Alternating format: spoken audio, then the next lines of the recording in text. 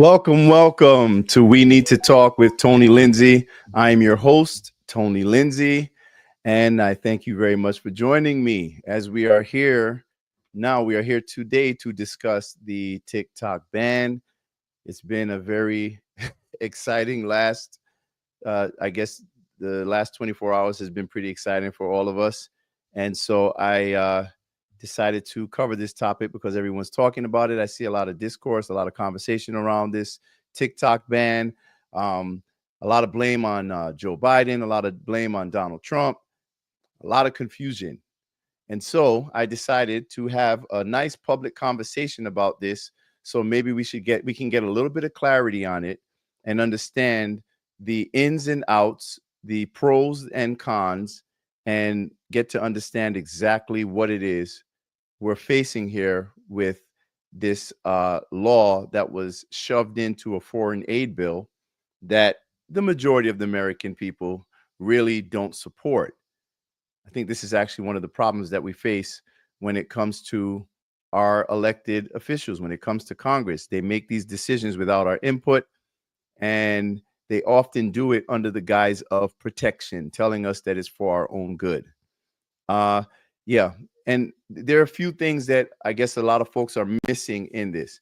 Now, first of all, we know that last night a lot of us were on TikTok, a lot of us were doing the live streams, and somewhere around, I mean, I guess it started happening somewhere around like 9:30. Everything started getting very wonky. And then at around 10:30, everything was just dropped. Like we all just, it was over. They kicked us off. Now, let's just talk about some of these things. Now, technically, Lou is in a chat room on Clapper. Yeah, okay. I know Music Angel. I know you keep telling me about Clapper, but no, I'm not going on Clapper right now. What I'm doing is the podcast that I have. I'm streaming simultaneously to multiple platforms right now, and that's actually something I want to talk to about as well. I know a lot of people, they ran over to Clapper. A lot of people went to Red Note. What's another one? Favorited, and there's like a whole bunch of these like copycat types of apps that are trying to emulate TikTok. Now, I get it. You know, everyone is kind of trying to salvage what they can with their following, and everyone is kind of running for cover. But yeah, it's not the same, and it's not the same algorithm. Now, Music Angel. Oh, by the way, for all of those who want to come on and participate in this conversation, feel free to click on the link. There is a link that is directly to this live stream. I would, you guys can come up, you can participate in the conversation, you can come on the panel. I prefer that you're on video. Some of you might be shy, you may not want to get on video, but I do prefer that you get on video to come and join the podcast and the conversation.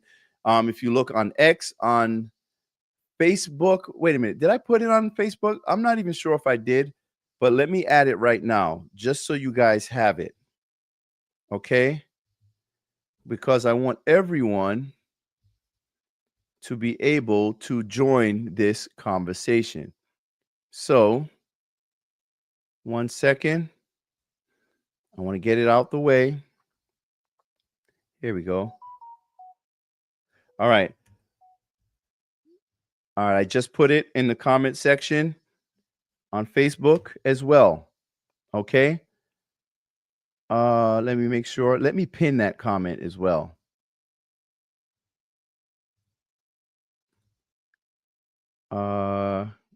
Let's unpin this comment and let us. All right. Don't know how to pin the comment. But yeah, if you guys go to now, it's in my Facebook, it's on my Rumble live stream, and it's also on the YouTube live stream, and it's also on X. There is a link that is directly to this podcast right now where you can come in and join the conversation. Okay? Now, a little bit of the history of this TikTok ban. Now, we know that it was introduced through an executive order by Donald Trump during his first administration. Now, when Donald Trump first wrote that EO, he wrote it based upon a potential national security risk, and this was due to the information that he was provided by his State Department intelligence officials. This is the information that he was going by. He classified it as a potential threat, gave him 45 days to like divest or whatever it was. There was an injunction that was placed against it, and we kind of didn't really hear anything much about it anymore after that. However, there has been a consistent amount of pressure that has come from our government on TikTok to, I guess, abide by certain guidelines, because obviously, you know, the adversarial relationship between the United States and China, there's always going to be some sort of pressure, especially as it pertains to our information and things of that nature, and, you know, the quote unquote propaganda. Now, we also know that when Joe Biden got in office, he immediately went on a rampage, reversing damn near every executive order that Donald Trump ever wrote. He reversed or let expire the majority of executive orders that Donald wrote on the border, removing, basically opening the border to the rest of the world. But one of those things that he also reversed was Donald Trump's executive order on banning TikTok. Now, that indicates to me, at least, that there was no belief that TikTok was a threat to national security, due to the fact that Biden or his handlers had him sign an executive order to reverse that requirement, that ban on TikTok. As time went along, we understand that there was still, though, this constant pressure. There was an adversarial relationship. And eventually, due to the previous proposal, the ban, the executive order by Donald Trump, putting this out in the discourse, TikTok did ultimately concede, and they set up their headquarters for TikTok USA here in the United States, in Texas. And they set that location up, and they allowed all of the information. It was under the I guess the Oracle Cloud Services. All of the information that was coming through TikTok, all the information, all your stuff, it was being funneled through Oracle Cloud Services in order to ensure that there was nothing nefarious going on, in order to do like an audit, a real-time check on the algorithm to make sure that your information was safe. Any type of content creation, it was for the purpose of making sure that all of your information as American citizens was safe for any potential security risks. Now, after that, everything was fine. Now, as time went along, we got to October of 2023. And we all know what happened in October of 2023. And almost immediately after that, when we saw the response to October 7th, we started to see a revived push to ban TikTok under the guise of national security. Now, we also know that the ADL, the Anti-Defamation League, we know that APAC, we know that those very strong lobbyists, those institutions, they were very adamant, and they were very open. They were very vocal about TikTok being a problem for the narrative, the narrative that was being formed about the actions of the Israeli government on the Palestinian people. We understand that there was a lot of conversation around what many people described as a genocide. We understand that we were subject to a lot of censorship regarding that topic on platforms like Meta, which includes Instagram, Threads, Facebook. We also understand that we were pretty much barred from having that conversation on platforms like YouTube. But there was one platform that excuse me, it was allowing a lot of people to engage in open discourse on the conversation around the Israel-Hamas war, as as the government likes to describe it, but most other people, including the United Nations, most of the nations, they characterize it as a genocide or a plausible genocide. So what did that mean? The narrative around all of the actions of the Israeli government, from saying that we are going to deny food, water, electricity, fuel, everything to the Palestinian people. We're going to level it into a parking lot. All of those genocidal statements, and coupled with the actions that led to so much death of innocent women and children, it basically set the narrative in stone that this was a genocide in action. Now, that's a pretty bad marketing campaign for the Israeli government, Bibi Netanyahu. So while everyone else seemed to capitulate to this narrative control, TikTok did not. And we also saw there was a lot of citizen journalism, meaning, remember, there was the Israeli government, the IDF, they were killing people. They were killing journalists. They were killing women and children. They weren't allowing anyone into Gaza to even do any real reporting. So you saw a lot of people in Gaza with their cell phones reporting live and in living color all of the horrifying actions that were being done against them by the IDF. So we got the chance to view live and in living color some of the worst atrocities that we've seen in modern history. That's not very good for the marketing campaign of the Zionist government of Israel. And so, due to all of the open conversation around this, what happened?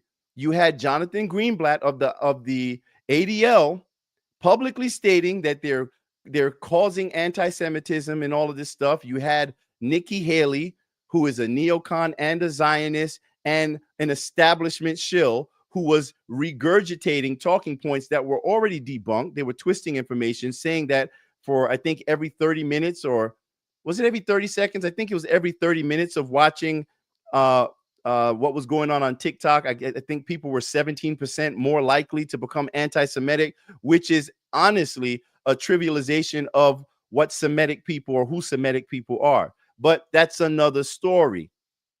The point is, there was a very concerted effort to control the narrative that was being espoused about the Zionist Israeli government and everything that was happening. Okay?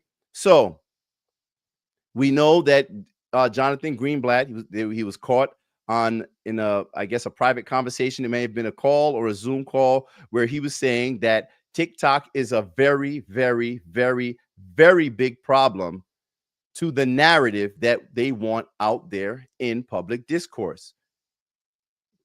Almost immediately after that, there was a bill shoved into a foreign aid bill to ban TikTok, with bipartisan support, by the way. And I don't think I've ever seen a bill fly through Congress that fast. And we have to acknowledge that we have a serious problem here in that AIPAC, we have a lobby that has far too much influence, and I would argue control, over our elected officials, to the tune of, I believe they've contributed to somewhere around 95% or more of all of our elected officials. And it's also very worrying. And I'll tell you this, I'm not a supporter of the quote unquote squad, because I think that they're hypocrites. But I do find it troubling that AIPAC and AIPAC related groups were able to oust people like Jamal Bowman out of their seats simply because they decided that that's what they wanted to do. Whenever you have a foreign lobby that is able to dictate the politics and remove elected officials from your government, you are not America first. You are not a sovereign nation. That's a problem. Whether you're pro-Israel or not, it is still a foreign government. It is a foreign lobby where, Bibi Netanyahu has already bragged about having control over the American people, speaking about us as if we are dumb and easily controlled. So, to double back, the reason why we're in this mess has nothing to do with national security. Because if you look at all of the arguments that have been espoused by the ADL, by your elected officials like Tom Cotton and others, they have never actually articulated any security risks. They have not articulated anything that was done with your information, any potential of what could have your information could have been used for somehow that would pose a danger to the American people. In fact, the other social media platforms like meta platforms, Facebook, Instagram, Google, they already take your information and they collect it the same fashion. And guess what they do with it? They sell it to China. So China has your information already. So let's just all be real here. This has nothing to do with national security. This has everything to do with marketing and advertising. It has everything to do with narrative control, i.e., AKA propaganda. So we have elected officials who are acting on behalf of a foreign lobby, taking away your rights in order to protect the narrative that they want to subject you to and convince you that their actions are somehow righteous and to be and to protect you. Whenever you decide that you're going to give up any amount of your freedom in exchange for protection, you are deserving of neither. So that is the problem. That's just to give you a quick rundown of what started all of this. Now, as far as the TikTok ban is concerned, hold on one second. And you know what? And I want you guys to understand, I want you to know that I'm paying attention to your comments. So I am reading them here. I'll post some of them as I'm talking. Yeah. Wow, there's a lot of comments. Okay. So yeah. I'll just like occasionally post some comments. You know, you can do, I don't know if there's like a super chat feature or whatever, but you know, that'd be great. I appreciate that too. Because you know I'm up here. As a matter of fact, let me put something up here because y'all got to know what the show is about. So today at a rally, yo, Donald Trump is so funny, bro. The inauguration is tomorrow, and Donald Trump is still out doing rallies. This dude is funny. And I know Democrats will say, you know, he has to feed his ego, so he has to like recharge with a rally. But you know what? This shit is, you got to admit, man, that dude, Donald Trump is gangster as hell, man. Whether you like him or not, it's like he just doesn't give a damn. But anyway, I'm going to play a little bit about what Donald Trump said today at his rally, but I'm going to preface that with what he did this morning. You know, I should have put it on the screen, but let me see if I can put it on the screen because Donald Trump, he put up a post on Truth Social this morning. And I actually posted about it this morning because this is what led to TikTok going back online. But then there's another little sneaky trick about that too that I want to tell you. But let me see if I can find Donald Trump's post. Okay, so here's his post. All right, I'm going to, yeah, let me share it here. Share this tab.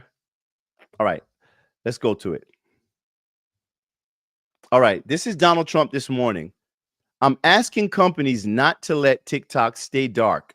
I will issue an executive order on Monday to extend the period of time before the law's prohibitions take effect so that we can make a deal to protect our national security. The order will also confirm that there will be no liability for any company that helped keep TikTok from going dark before my order. Americans deserve to see our exciting inauguration on Monday, as well as other events and conversations. Okay, so that was Donald Trump this morning. Now, within maybe an hour and a half of him posting that, TikTok had already gone right back online. But let's not be confused because I found it a little odd that TikTok they cut out so early last night.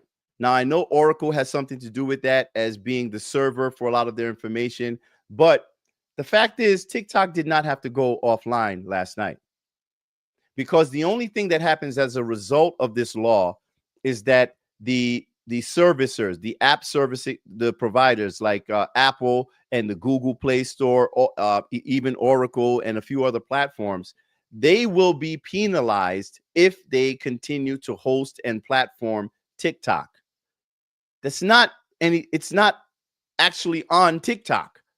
TikTok, they just went dark early, and I believe they did it just to kind of let you guys feel the squeeze and almost kind of like a dramatic it was like a I don't know, a dramatic gesture in order to show y'all what it was like, what it's like to be without TikTok. And I got to argue, it was quite effective. Now, technically, today is when it should be over.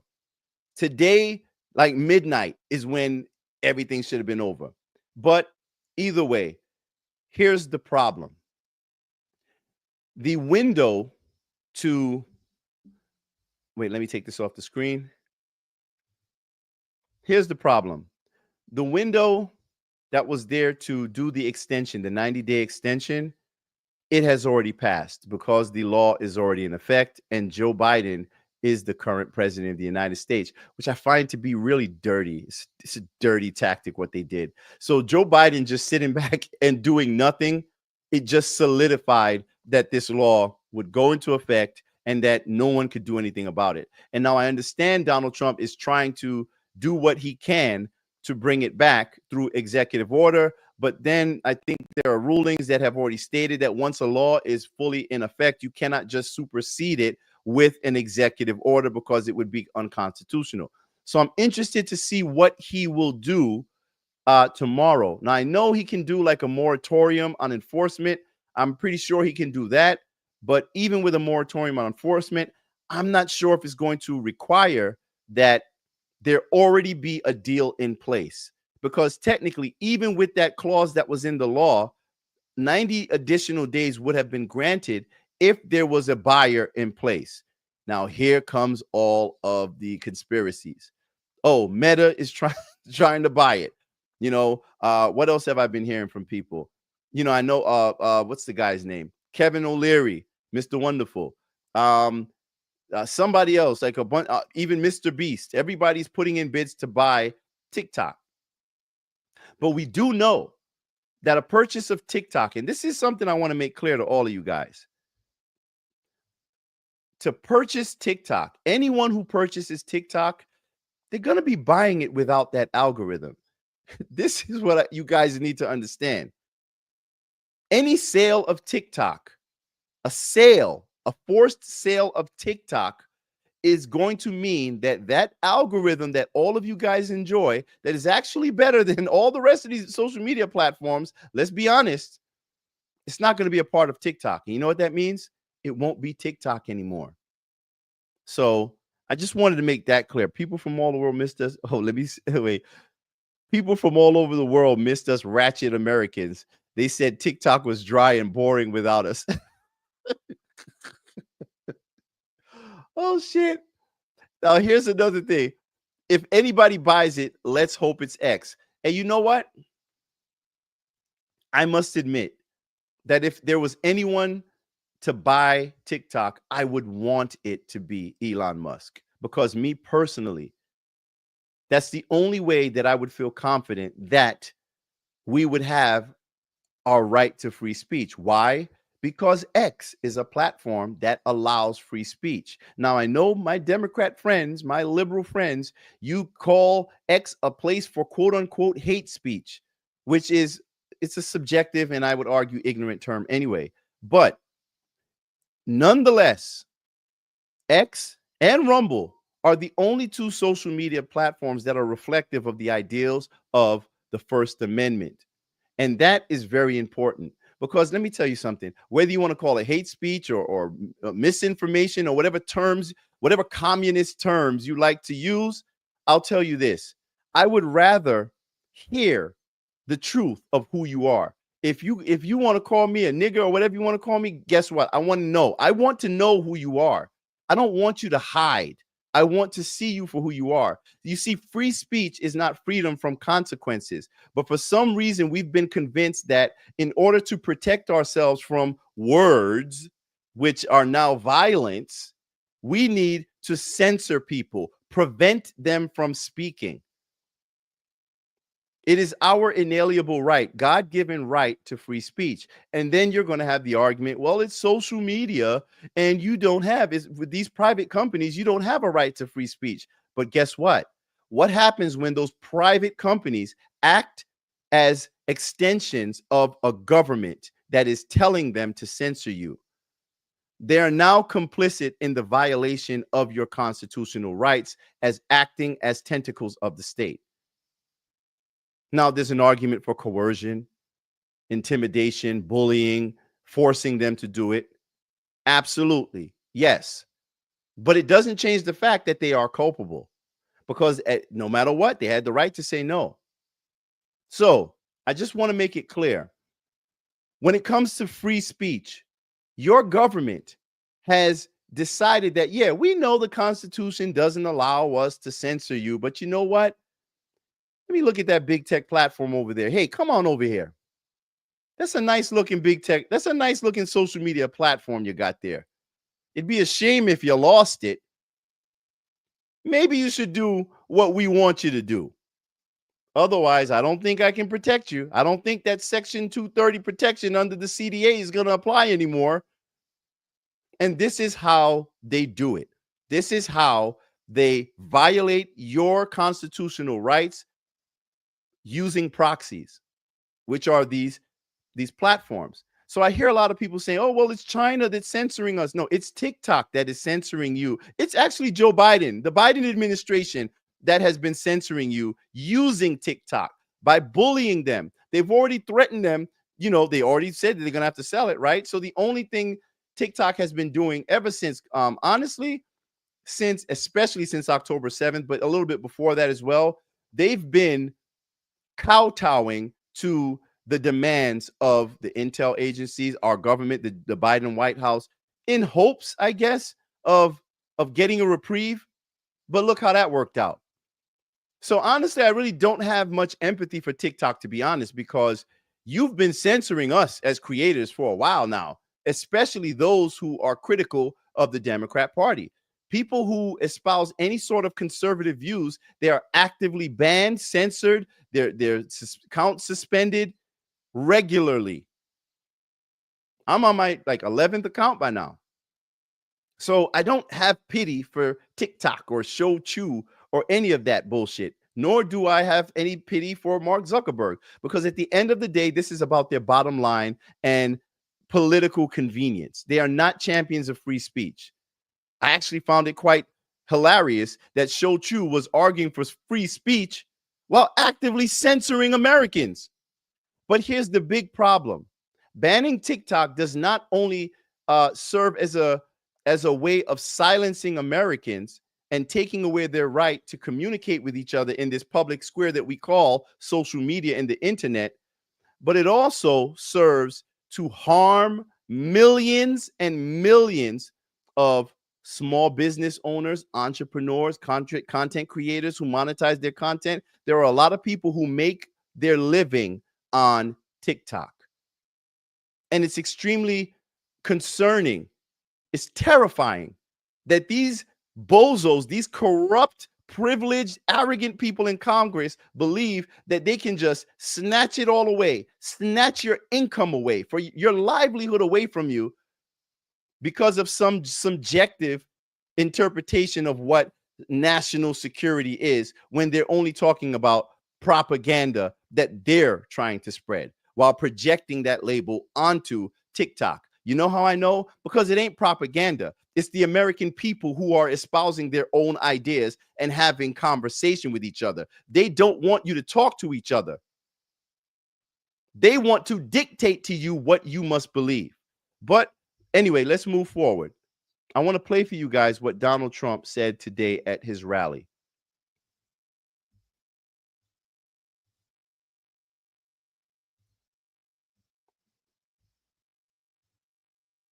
And as of today, TikTok is back.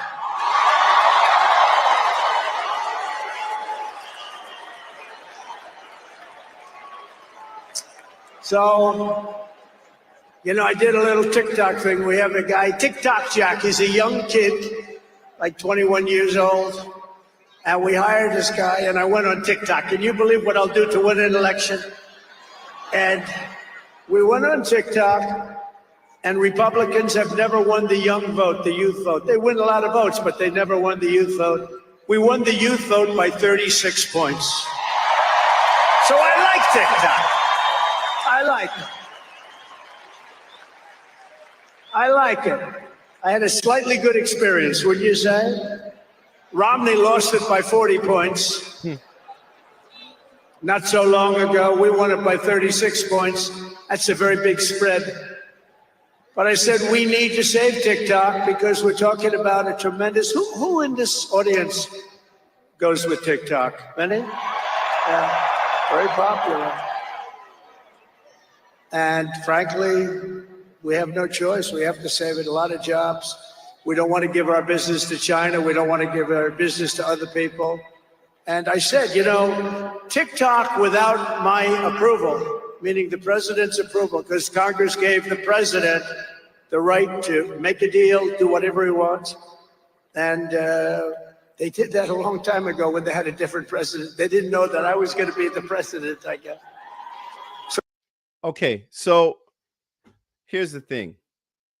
I think that we need to pay strong attention to our elected officials in Congress who are so adamantly against restoring TikTok.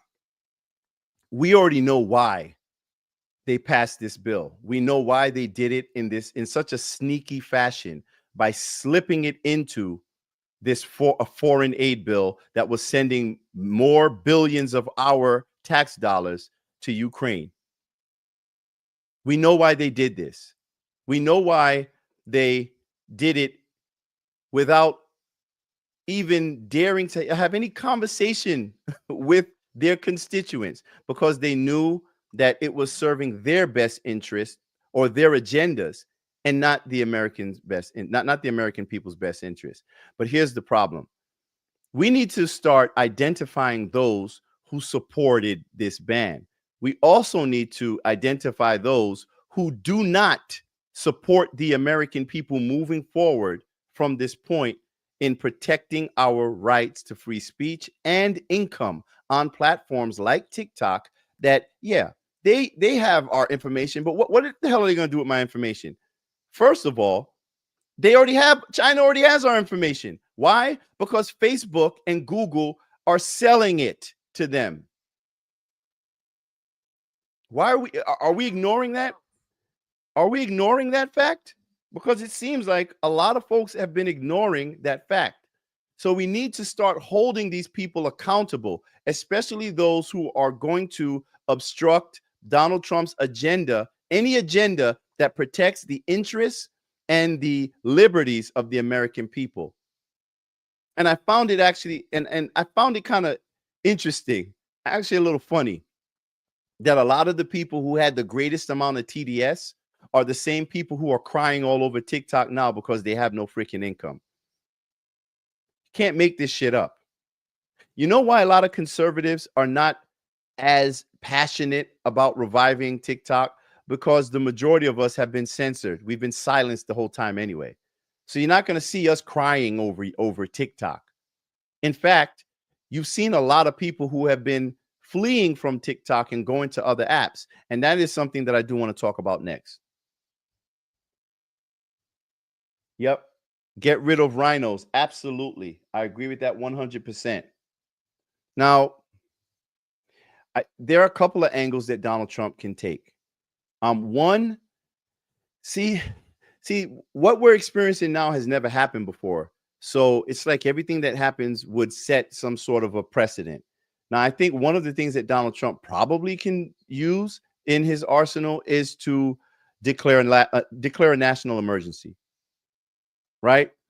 So many people, we know that because of this ban, potentially 10 million people or more in the United States have lost their income. And what are they doing as a result? Many of them are fleeing to Red Note. Is that the name of it? Red Note, Clapper. I forgot the other names, but they're fleeing to other Chinese apps or So technically, those apps aren't vetted. They're not funneling through Oracle, which is already keeping checks and balances on the algorithm, the ByteDance algorithm from TikTok USA, where they literally set up their headquarters in Texas. So which one actually poses the greatest danger? The unvetted apps that are in our app stores right now that millions of people are flooding into, that Chinese app, or the one that has a 20% where there's a 20% ByteDance stake in it, basically because of their algorithm that is actively monitored 24/7 while our information is being sold to China by Facebook and Google. Like, bro, yeah, this is funny. Red Note is literally in Mandarin. We can't even understand what the hell is being said on there. Half of the posts, some of them are in English. The rest, it's like, I don't know what the hell it is. That's where you're chasing all of these content creators and independent small business owners who have been making a living off of TikTok. So imagine the indifference, the wickedness, the lack of integrity and character these members of Congress have, like Tom Cotton, who are basically saying F you, like Joe Scarborough did to the American people. As a matter of fact, let me show you a quote from this guy, Tom Cotton.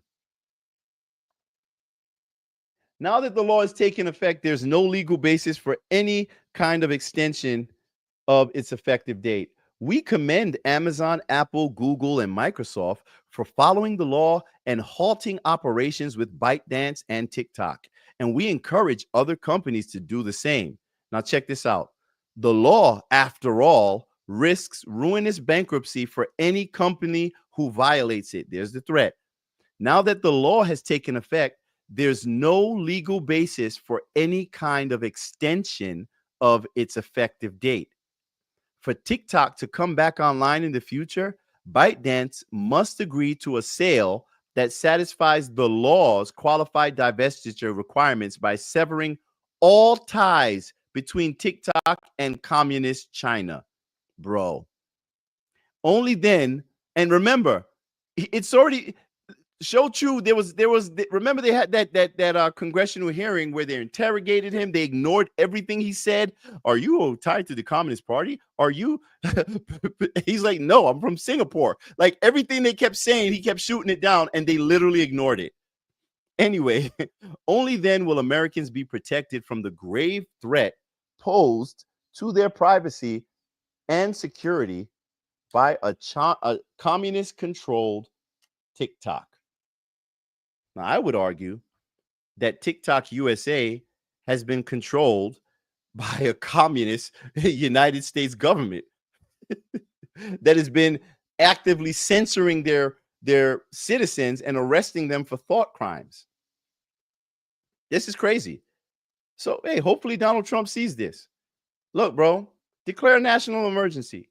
You a state of emergency. You really can, because and I like what he said about protecting American jobs in that rally. But you know what? Let's continue with what Donald Trump had to say.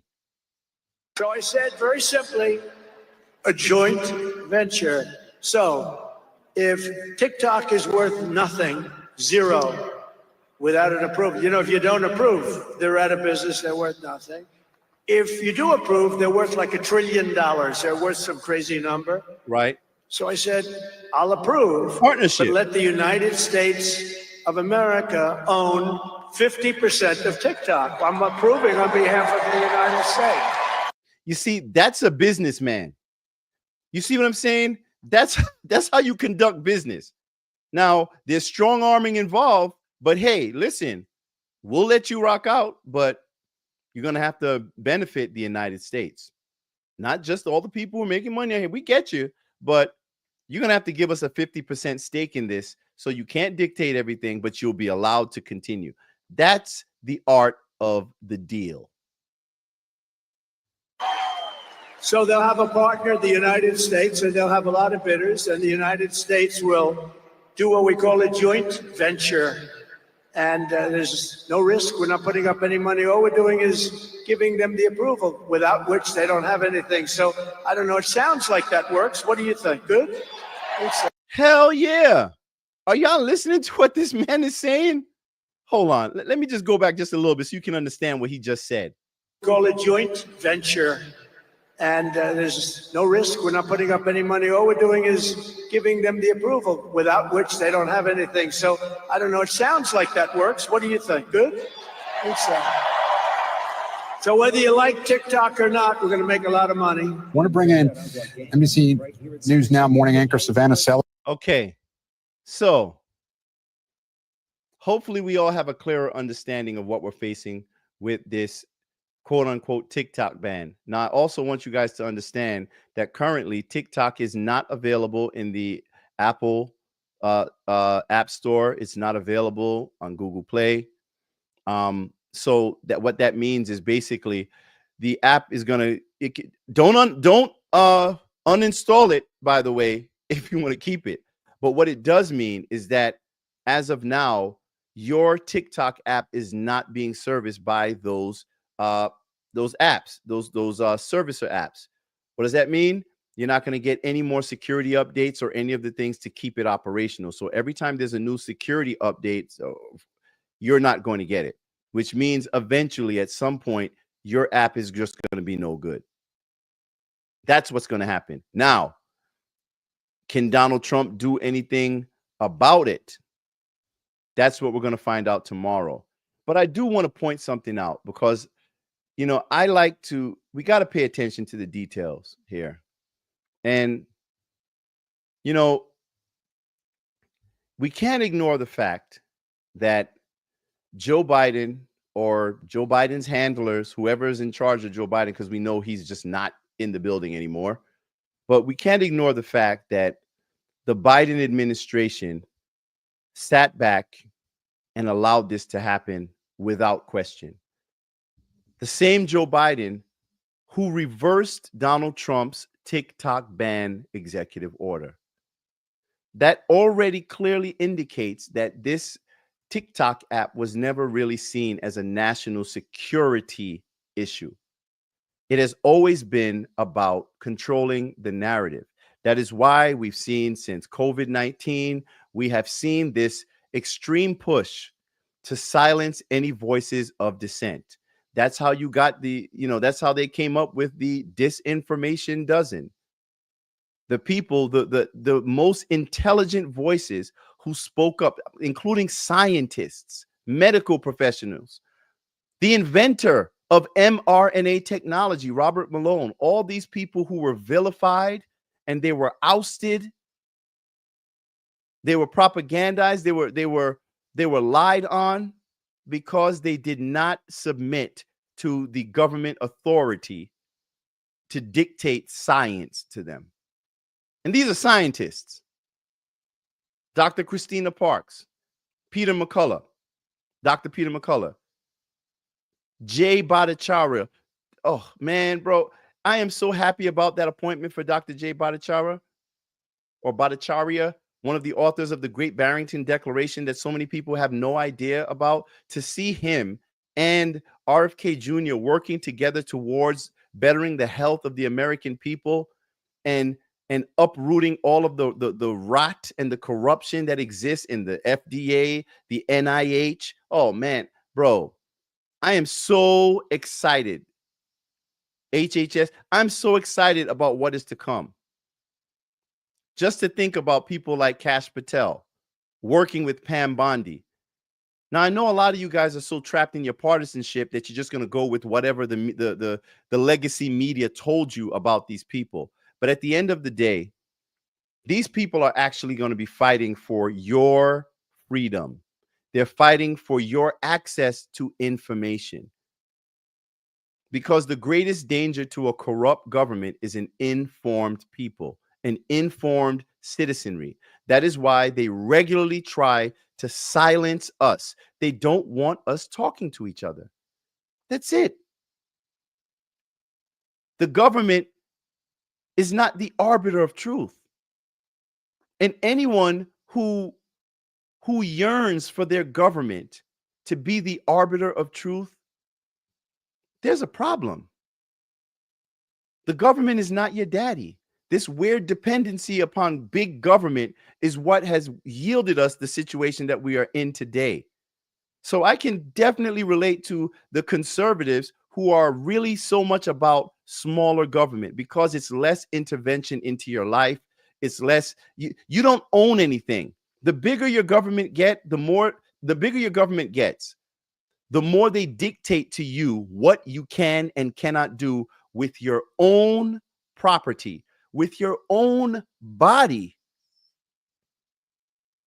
I've seen so many people talk about my body, my choice when it comes to abortion, taking the life of your unborn children. But when it comes to mandates, you're all in. Imagine the hypocrisy. This is all about control. And we have to shake that out of our minds. And I personally think that it's going to start with the younger generation and teaching them critical thinking and independence. Because unfortunately, the Democrat Party that I was a part of my whole entire life is no longer the Democrat Party. It no longer espouses or protects or exudes any of the ideals that I once thought it did and believed in. All I want is freedom. What about you? Okay, let me look at these comments again. I believe something will happen within the next few months that will put all of this to rest. We will be the pioneers of free speech once again. Yeah, we can't deny that we're seeing a huge cultural shift. I mean, just look at this past election. And it's so scary as a person who, and let me make it clear, I'm not a Republican, not a Democrat either. But as a person who is truly an independent, a person who thinks objectively, I think it's terrifying to see the state of this country today, to see the state of the discourse, to see the over dependency, not only upon government by the left, but I can honestly say that I'm terrified by the over dependency on corrupt political parties, Democrat and Republican. We've signed on to this belief that we only have two choices in how we conduct our politics. It's this limited, hyper-partisan lens what keeps us in constant disarray and chaos, and we need to change that. So let me see. I think this is going to be one hell of an administration. Yeah, so do I. So do I. Let me see any more comments. I was looking at a can of vegetables today, potatoes, as a matter of fact, and one of the ingredients listed in it was fluoride. They said it was to make the potatoes firmer. Man, listen, if y'all look at the ingredients in these foods, man, a lot of our food is banned in other countries. Because and isn't it interesting? Let's be real for a second.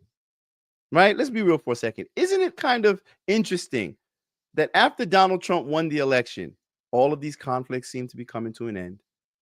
The FDA suddenly and miraculously realizes that red dye number 3 is toxic and harmful and causes cancer, and now they're going to ban it. You got Hamas, you got Israel, you got everybody saying, all right, chill out. You got Vladimir Putin and Zelensky saying, listen, we really want to talk to Trump about a ceasefire and ending this conflict. Meanwhile, you got Joe Biden, the Biden administration, trying to escalate to World War III, trying to escalate to nuclear war. And y'all are still talking about, well, but Trump. What the hell is happening? It seems like no matter how many victories this man achieves on your behalf, it doesn't matter. You hate him so much that it's like you want him to fail, even when it helps you. That's TDS. That's Trump derangement syndrome, which I believe is going to go down in the medical journals, in psychological journals. It's going to go down as a real mental illness. And the last thing, and I do want to talk about one last point. Let me see. Fluoride to keep, yeah, hot sauce by engineer. I'm a patriot. That's another thing that's kind of weird, right? Like whenever we talk politics, whenever it's like whenever you see the American flag or you hear the word patriot, what do you all think of first? Be honest. Do you think of Democrat? Hell no. Isn't that part of the problem? Because I see when they talk about like nationalism, shouldn't every nation have pride in their nation and want to, espouse politics of protection and pride in their nation? Now, we know the United States is riddled with problems. We know that. But at the end of the day, I think the older you get, the more you come to realize that everything is not going to be perfect. But two, if we don't have a shared common interest or goal as a nation, then we are not a nation. So when you open your borders and you pretty much eliminate your borders and say, hey, everybody from around the world, come on in. It doesn't matter. We don't have to check out who you are. Come on, do what you want. You're not a nation. And I'm tired of the United States standing as the welfare office for the rest of the globe. I'm tired of seeing people who have been given like clear handouts just come into my community where we're already under-resourced and watch our tax dollars pay for these people to go into hotels, to give them welfare, to give them medical, to give them money, cash money. And we're supposed to just sit back under this idea of virtue and just say, oh, it's cool. It's cool. I'm not going to neglect my own children and family in order to feed someone else. How dare you demand that of me or anyone in my community? This is crazy to me. What has happened to us? Fred, hold on. I'm going to say something, but let me move to another area because we're about to end this segment. But there are a couple of things that I just wanted to cover. By the way, who's going to the inauguration tomorrow? Oh, but listen, guys, if there's anything we want to look forward to, look forward to this.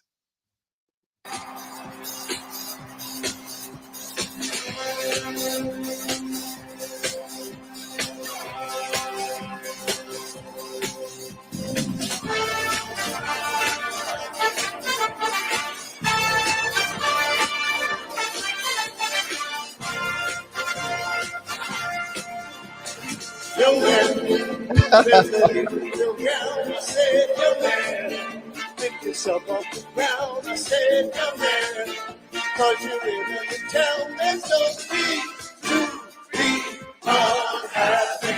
Young man, there's a place you can go. I said, young man, when you're short on your dough, you can't stay there. And I'm sure you will find many ways to have a good time.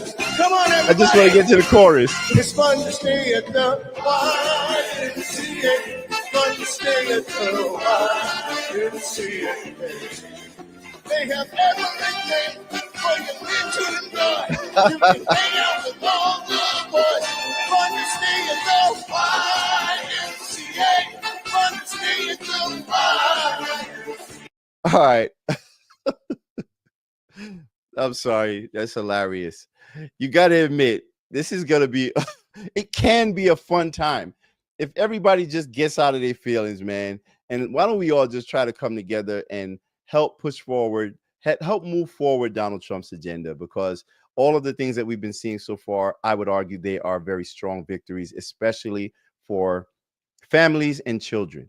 I understand that people get triggered around the illegal immigration conversation, but you also understand that Democrats, they tend to trivialize the illegal immigration conversation by labeling it anti-immigration. So, at the end of the day, we have to protect our interests, plain and simple. And as a black man in this country, I understand that when you allow illegal immigration to flood into the country to the numbers that we've seen, it forces our community, particularly black men, to have to compete in areas that we primarily dominate, where we primarily work in.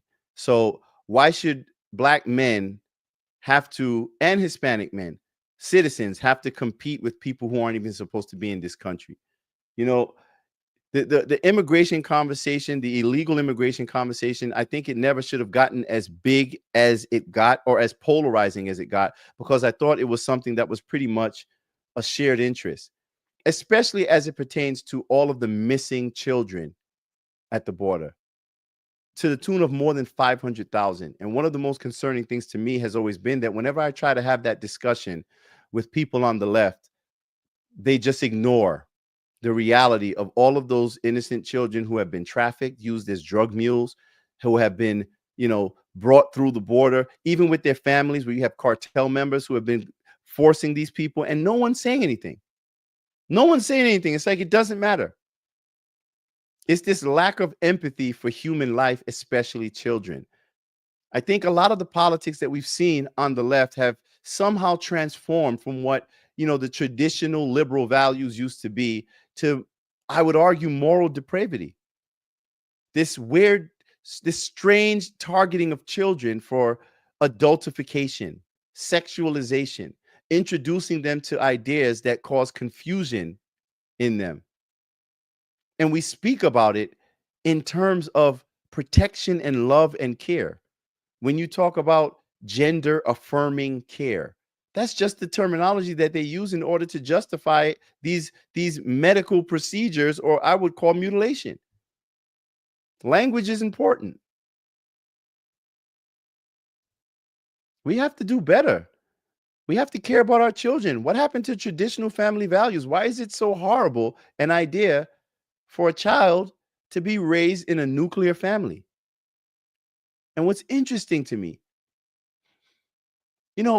I think black people in this country, melanated people, we tend to live our lives as very conservatively.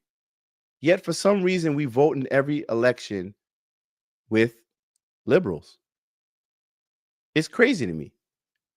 And when you look at the politics, I mean, even when it comes to the Title IX update, which is a federal policy that did allow biological males to enter into our girls and young women's private spaces, like their bathrooms, locker rooms, sports.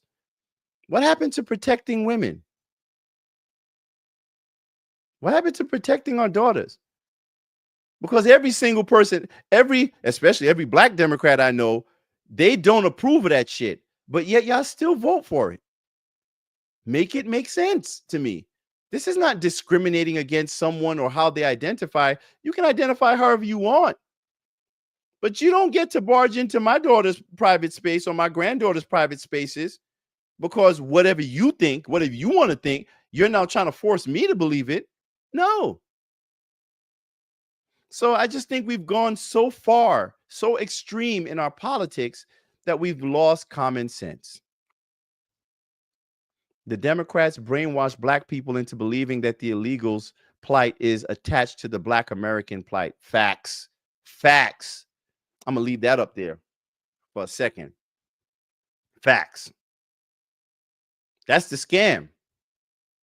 We're always being subjected to this virtue signaling. Like, well, you have to be good people. If you don't think about why do we always have to be the damn caretakers for everybody else, and we never get to prioritize ourselves or our community? While you continue to extract from us, while you continue to impose your politics into our communities to our disadvantage. Black people, wake up. Wake up. Please. This is ridiculous. We have to do better now. Democrats, they're very good at marketing, aka scamming. Malcolm X has something to say about that to y'all, if you remember. But at the end of the day, whether you're a Democrat or you're a Republican, you're still an American.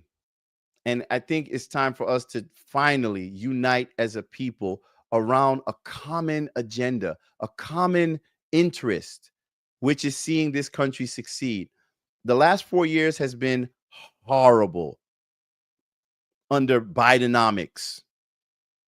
Take your partisan biases and your tribalism out of it. Can we all agree that the past 4 years has been terrible financially for a huge swath of Americans? The majority, I would argue. I don't want to continue with that. We've allowed these corrupt individuals to get away with so much money laundering and corruption that we're on the brink of collapse as a nation. It is time to try something new. Can we try something new? You don't like Donald Trump? Cool. He's a little too brash, a little too candid and straightforward for you. Hey, no problem. But let's all hold him accountable together, whether you're a Trump supporter or not. But it's not just about holding Trump accountable. It's about holding all of the people who are trying to obstruct his administration accountable as well. Aren't we tired of seeing the same people in office over and over again, continuing to get reelected while their wealth continues to build, while they continue to engage in insider trading when they go into Congress and their savings is $1,000, and by the time they get out, they're worth like $50 million? Are we not tired of seeing this? Because the corruption that we're seeing on the federal level is now trickling down to the state and local level. You know, one thing Bernie Sanders, and I used to be a supporter of Bernie Sanders when I ain't know better, but one thing about Bernie Sanders that he always said that I 100% agreed with is that change takes place. Change happens from the bottom up. What happens when the rot and the filth and the corruption, it infests all of our politics from the top all the way down to the bottom? How do you fix it? How do you fix it? The only thing you can do now, well, I don't even want to say it, because the only thing at that point is a real revolution. And a lot of y'all are afraid of that shit. So I suggest you start getting active on the local level. You start getting involved and stop standing idly by and allowing other people to step up to the plate while you sit idly by and let them take all of the risk. There's more of us than them. Hold them accountable. If they don't do what they're supposed to do when they get into office, you vote them out. You hold them accountable. Bro, stop it. Get involved. But you know what? The number one way to hold them accountable, outside of just what we do, my argument is that we have to invest our time and our attention into the younger generation. That is where we fix things. The younger generation. A lot of us have given up on the younger generation, on Gen Z, on Gen Alpha, even millennials. You know what I'm saying? But millennials, y'all kind of set where you are, and I get it. You know, you got left holding the bag because of boomers and Gen X, my generation. That is exact, and I apologize for that. I'm so sorry. There's so many of us who are so ignorant and even complacent in what I would argue our privilege, because we thought we did have things hard back then. Yes. But we left things a lot harder for you because you're making a hell of a lot more money than we did. But it means nothing when when the value of your dollars are less and everything that you're trying to achieve is out of reach. Like home ownership, which has now become a distant memory and a fantasy for the younger generation. We have to fix things. We are headed towards a permanent rental society where corporations are buying up all of the residential properties in order to rent it to you. You will own nothing and be happy. That is the globalist agenda, folks. It's very real. Stop calling the truth conspiracy theories and start paying attention. So at the end of the day, there's a quote by Frederick Douglass. It's easier to bring up strong children than to repair broken men. My mother used to always say, you have to bend the tree while it's young. And I completely understand that. Because when you mold your children, there's scripture behind this. Train up a child in the way he should go, and when he is old, he will not depart. We have to invest in the younger generation. That's all we have left to fix this. Don't allow them to be corrupted. Don't allow them to be contaminated with the nonsense and the bile that these devils in office are trying to instill into our children to confuse them. It's up to us. Plain and simple. It's up to us, folks. So, that's pretty much where I wanted to land today. I hope you guys understand, this TikTok ban, this whole issue is not over. It's far from over. And honestly, we don't know exactly what's going to happen after tomorrow. I'm very interested in seeing what Donald Trump is going to do and who's going to cooperate with him. Focus on that. Who's going to cooperate with him? Because at the end of the day, this is about protecting not only the freedom of Americans, our voices, but it's also about preserving our right to make our own independent income, our right to wealth in this new economy that is arising, where you're seeing a lot of people who are now creating passive income, small businesses, people who are using the internet to build their wealth. This is very real, folks. So don't let these privileged assholes in Congress destroy that. We already know that while many of them voted for the TikTok ban, they went and bought a shitload of stock in Meta. And by the way, if Meta is involved in any way with purchasing TikTok, I, for one, absolutely will not be a user on that app anymore. And I suggest the rest of you walk away as well. For now, with me, it's X and it's Rumble. That's it. I mean, I'll participate in the other ones for now, but I can't rock with censorship. We should not accept it. We should not tolerate it. And my final message is for Mr. Shou Chu and Mr. Zuckerberg, who are now trying to portray themselves as champions for free speech. Let me tell you guys this.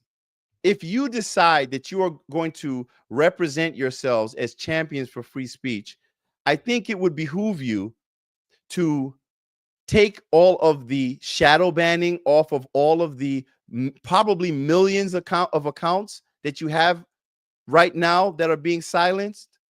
Unsuspend the accounts of the people who actually espouse their own opinions that didn't go away along with the orthodoxy that you were told to impose upon us.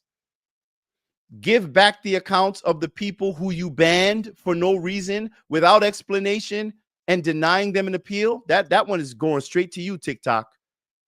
Because we know everyone who's on TikTok, they probably got like 5, 6, 10, 20 accounts by now. So we're not here fighting for TikTok to come back and continue to censor us.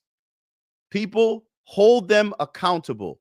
And Donald Trump, do what you promise. And we want to see an amendment. We want to see an update to the Section 230 protections that are a condition of the CDA, the Communications on Decency Act.